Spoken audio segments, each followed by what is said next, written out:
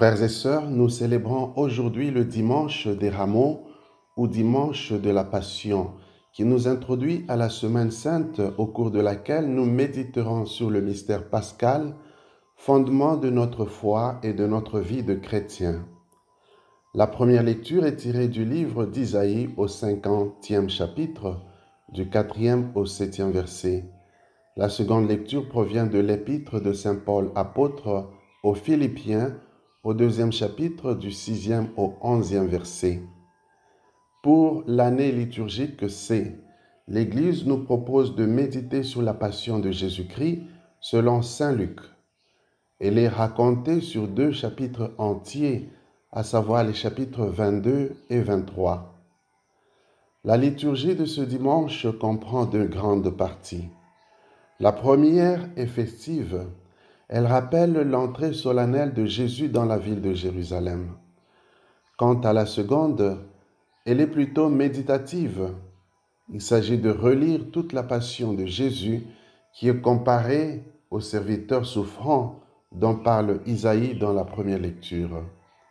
Méditons donc la passion de Jésus en revenant sur notre propre vie, car en contemplant la manière dont Jésus vit sa passion, nous pouvons aussi trouver des forces pour faire face à nos propres réalités. Les différents personnages mentionnés peuvent aussi nous aider à examiner notre propre vie dans des situations plus ou moins semblables. Au début de la Passion selon Saint Luc, il est surprenant de voir comment les disciples se querellent pour savoir qui était le plus grand. Nous connaissons une telle querelle aujourd'hui aussi dans nos différents groupes d'appartenance. Mais face à la tentation du pouvoir, Jésus nous indique la voie de l'humilité. D'ailleurs, lui-même ne revendique pas le titre de fils de Dieu. Il s'abaisse, se fait obéissant jusqu'à la mort, et la mort sur une croix, comme nous le dit Saint Paul dans l'hymne aux Philippiens. Et même pendant sa passion, Jésus subit des humiliations, sans chercher à se défendre. Sachant qu'il a placé sa confiance en Dieu, il ne se laisse pas atteindre par les outrages, comme nous le dit la première lecture. En effet, il n'y a pas de sainteté sans humilité, et il n'y a pas d'humilité sans humiliation. Et nous, comment nous comportons-nous face aux humiliations dont nous sommes l'objet?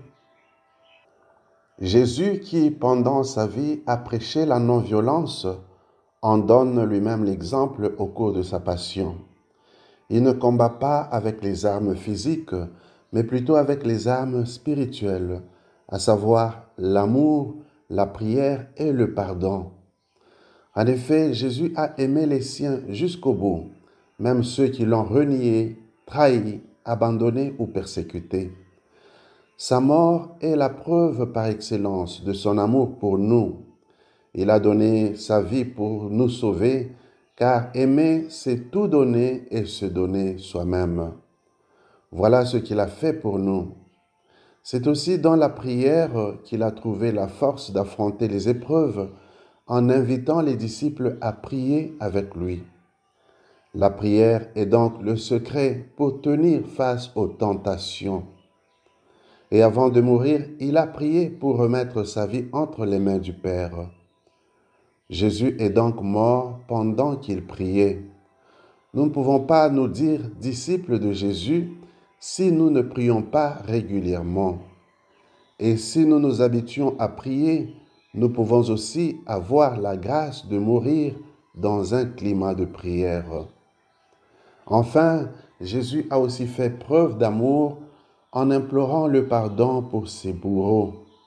Il leur a accordé un pardon qui était à la fois universel et total, car ce pardon s'adressait à tous sans exception et effaçait tous leurs péchés et méfaits.